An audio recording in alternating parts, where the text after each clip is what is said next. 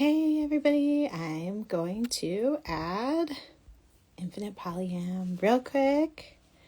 And as soon as Andrea joins us, we're going to get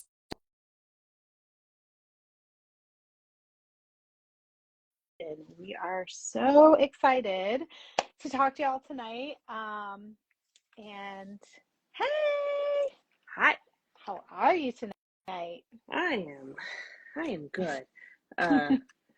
It's funny, we were talking right before this and I was still rushing to come over here.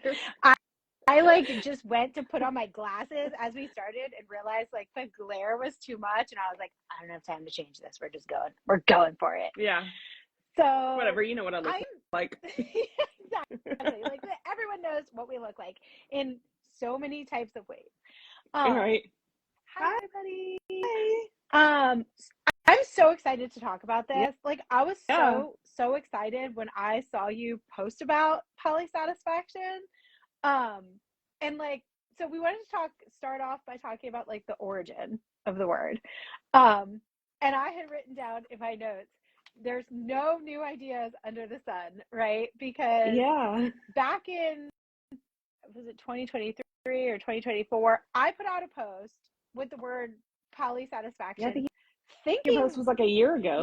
thinking Yeah. that I was like, oh, look at me, I made up a new word, right? But I didn't, because it dates back to a blog in 2018, right? Mm-hmm. Well, that's where I found it first. Yeah. Yeah, which we don't know. Yeah, That and I don't even know if where I saw it is the actual origin, but it's the only one where I can see. But a few people thought I came up with the term because I was speaking on it a lot on threads, and somebody credited me with coining the term, and I was like, no, I didn't. And then you said no, you I did, was and then I was like, like, no, no, I actually, I did, found it and you somewhere were like, else. But one no. of my good friends is actually who told me about the term, and she's like, I don't know where I heard it before, and I think it probably was your post. I mean, I think it's really funny because, like, I was recently writing a paper on non-monogamy, and I was like putting in like different terms, and then I had to go back and look up like where did this term come from? Where did that come from? And there actually is so little like you can't really trace back origins of a lot of things. A lot of them, yeah, Um, you can't. yet. Yeah, yeah. We um, just go so with somebody came up with it. yeah, somewhere Go ahead. between 2018 and right now, polysatisfaction like hit people's awareness, and yeah, I just love it. Do you want to talk about like what it means for you, and then I'll say mine? Yeah, so I feel like polysatisfied, polysatisfaction, however you want to use the word, is more of a state of where you're at. Like, are you content with where you are? And when you are content with where you are, like, you may date somebody else, but you may not necessarily be seeking it. And I think it could also coexist with being polysaturated, but they Mm, are different terms because I think you could be polysatisfied, but you're also at a point of being polysaturated. But you could also be polysatisfied at like any number of partners, even though you're not polysaturated. So, yeah. yeah, what does it mean to you? So for me, like when I used it, it was to denote that I was at a point of happiness, Hmm. not seeking, not open to dating, but also not at a point of polysaturation, which had kind of been my default, if I'm being honest, in polyamory, right? And for me, it was like this kind of epiphany where it like opened the door to a lot of questions that I began like asking myself, um, which we'll talk about a bit later. But for me specifically, I think that it was satisfied and intentionally not dating, Hmm. right? Which it doesn't have to mean that, but it could. But Yeah. it could, These are right? all loose meaning on terms, Yeah, anyways. because for me, like, I think that polysaturation had been like such a hallmark of like I was such a like kid in a candy store polyamorous person. Like I was like, I am just literally gonna date as many people as I can. I'm gonna have sex with as many people as I can. I'm gonna just like go for it all, right? Which I think just led to repeated burnout and Mm-hmm. repeated breakups, and like me being like, I understand why it feels so chaotic. Right. And kind of if you weren't chasing that, you may not have dated all of those same people. Oh You know, yeah, you may not have for sure. wanted to even date them. Like, even if you had no partners, these are people you may not have even been interested in, Yeah, right? I don't like know. Like, I don't even know that I took the time to ask myself, like, what's my goal here? right. Like, my goal was to have sex. My goal was to have another Which relationship. is a great goal. And like, to me, there's actually nothing wrong with any of that. But like you Agreed. said, it can lead to burnout.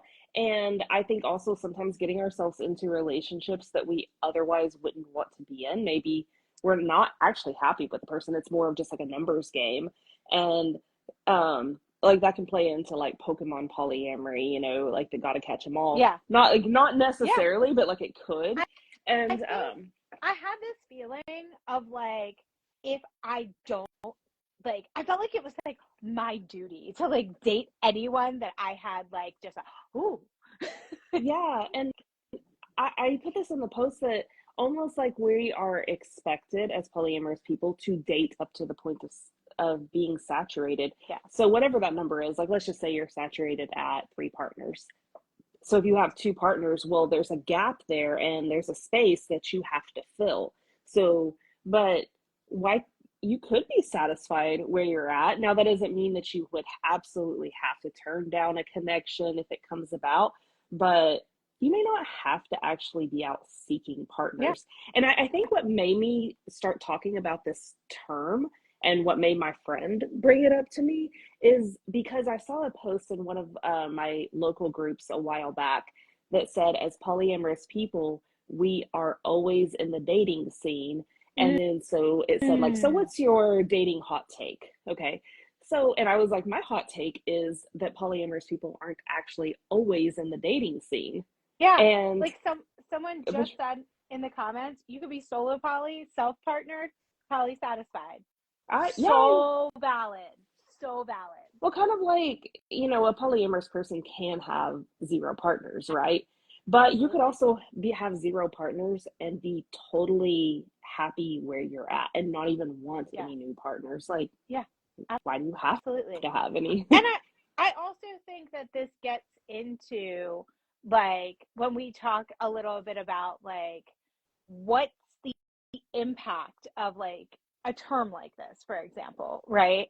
And like for me hmm it was a game changer because when I started asking myself like, and this was like the triggering question. Like I remember a partner asking me this and me literally being like, oh my god, like fuck off. And because the question was, how many partners do you need? And I was like, don't ever try to limit hmm me, like deal with it, right?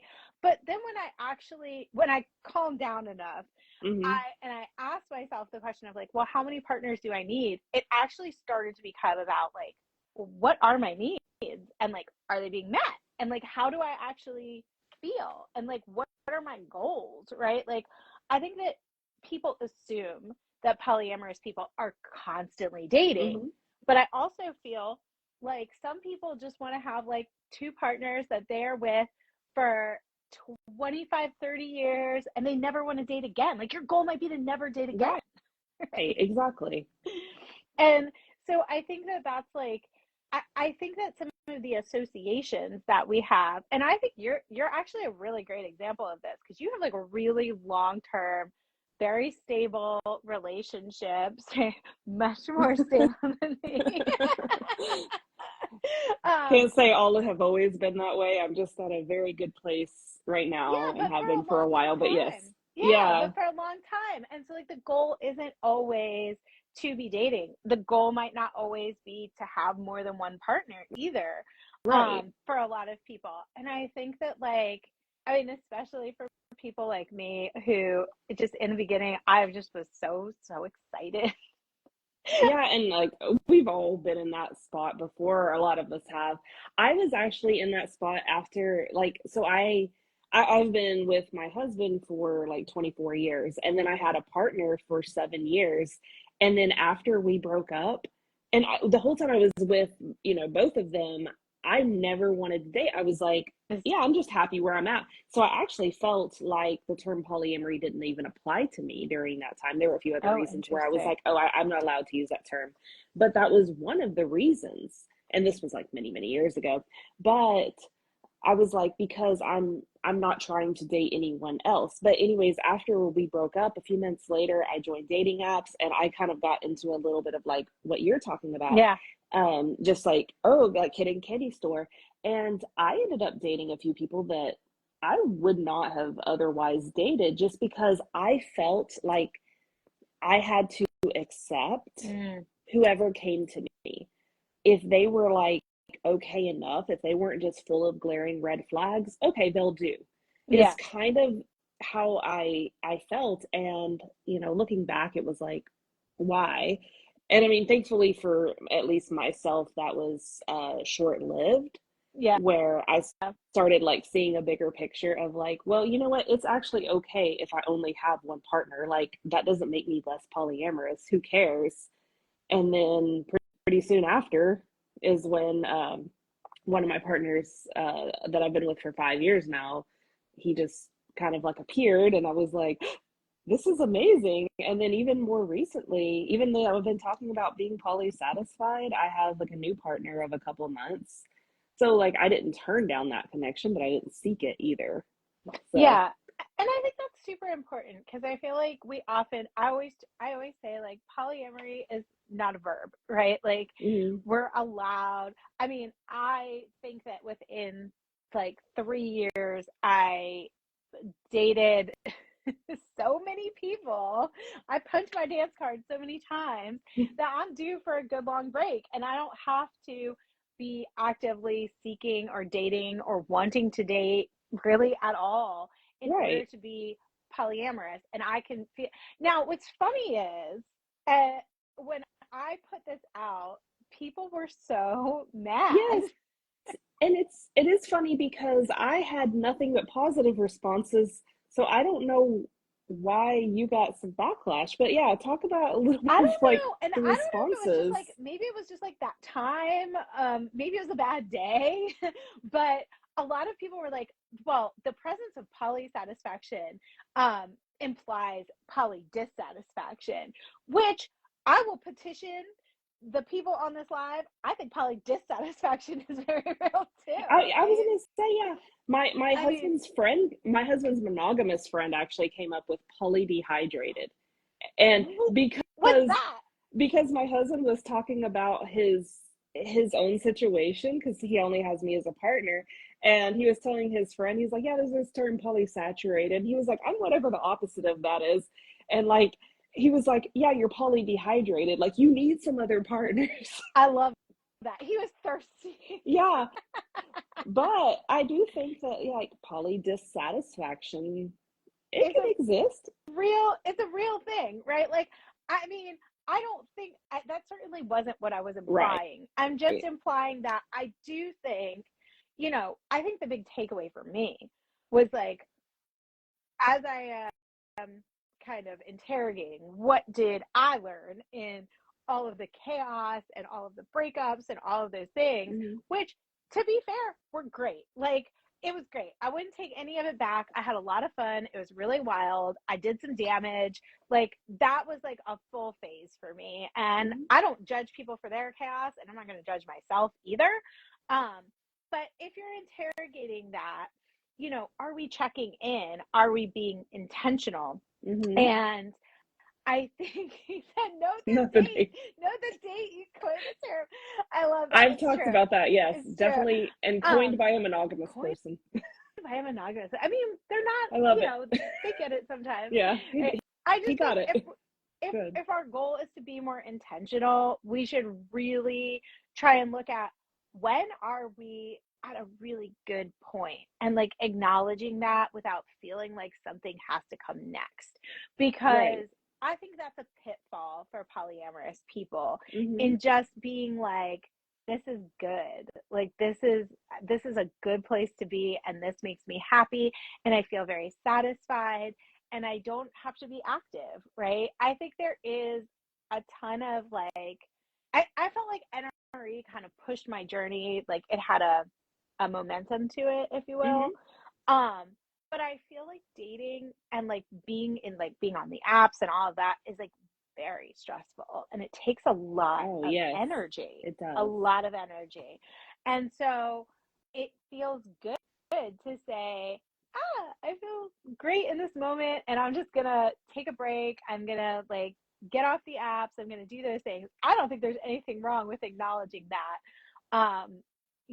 So that we're Agree. not always getting to burnout or saturation. Right. And I don't think there's also anything wrong with being like, I want more partners, so Yeah, therefore I am going to seek more partners, whether it's dating apps, whatever. Um, I think all of those things are fine as well, but it does seem like without ever hearing about this term, it you might kind not of, look for it. right, it did seem like for me, it kind of again led to like, if you're not polysaturated, what are you doing? What You are need to you? get to that point. Yeah. You need to I get to that also point. Like, think why? I think we also need to just like sometimes like take a step back. Like our community loves to think, well, this thing implies the existence of this other thing. And it's like, shut up. Right. Like, Shut just up. stop. We don't have like sometimes we can just take something for what it is without having to act like it's this like little string. It's like, y'all, we all love to analyze. Otherwise, we wouldn't be Right. polyamorous. Like, we would, we're all trying to do the work, but like, sometimes give your brain a rest. Yeah. you know, Not everything has to have a point and a counterpoint. Right. Exactly. And but going back to like when I started talking about this term, I had so much feedback that people were like, "Oh my God, like this speaks to me. I love it." And so I don't know, it's just been really cool to hear that from so many people. I have not had a single person say anything I love negative that. about the term. I It like was to only you, and I'm like, I like to "Yay." think that maybe the attitudes have shifted a little bit, Maybe. right? Like maybe in the last year, right? Things have kind of moved along a bit more, and people are like ready to be more satisfied. Whereas maybe that day they weren't. Right. And I think also, even if like you have zero partners or one partner or whatever, and you are seeking dating, that doesn't necessarily mean They, that you aren't satisfied in your current state. It could mean like, I am satisfied, but it would also be nice to maybe have another partner or to go on dates. Like, I think all of these things can coexist. yeah, And yeah, I agree. I mean, I think we're very good at holding multiple concepts, like, multiple nuanced concepts as mhm, polyamorous people.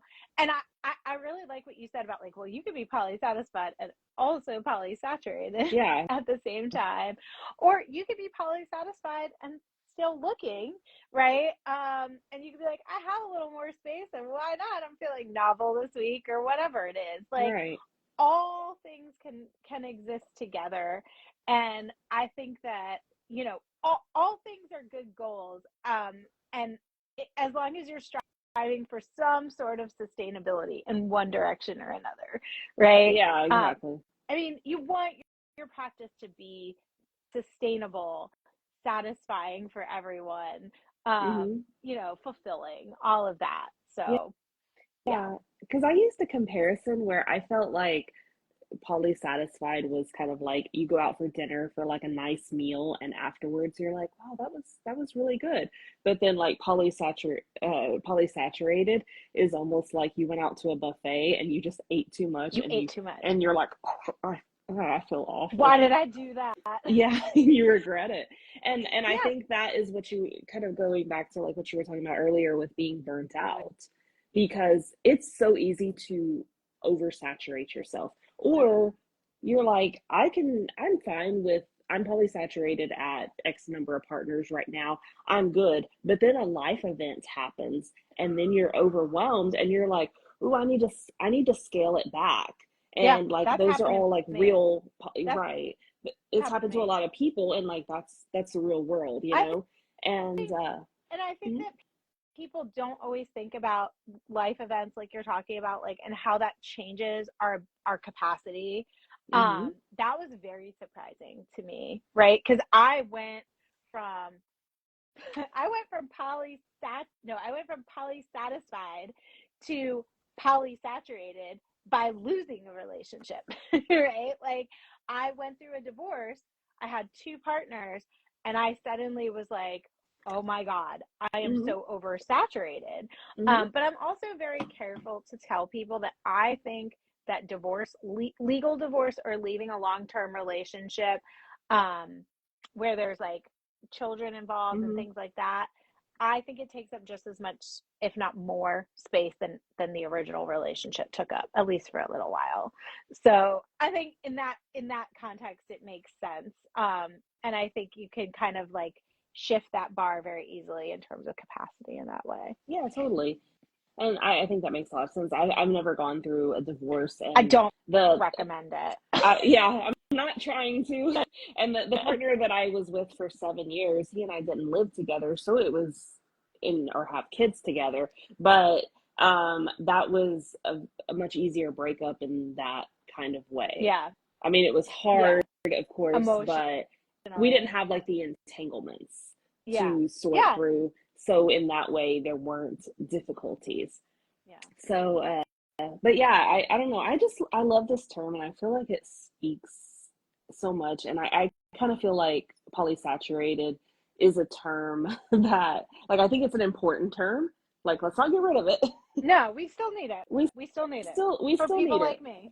Yeah, but like it is, it's overused in the sense of like, I guess, like I was saying, I feel like we are supposed to date up to that point. And if you're not saturated, then like, what are you doing? Why are you not dating? Or why did you turn me down for a date? Because that person's not saturated.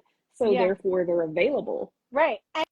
And so you could just say, well, not dating because I'm polysatisfied. Like it's just where I'm at right now. And I would really hope that this encourages people to kind of like recognize when they're at that point and feel okay. Like that's the main point, right? Is like Yeah. wherever you are on your polyamorous journey, like I want people to know that wherever that is okay. Like you are allowed to be there. You are Yeah. allowed to be happy with 0, 1, 2, 3, whatever it is for you.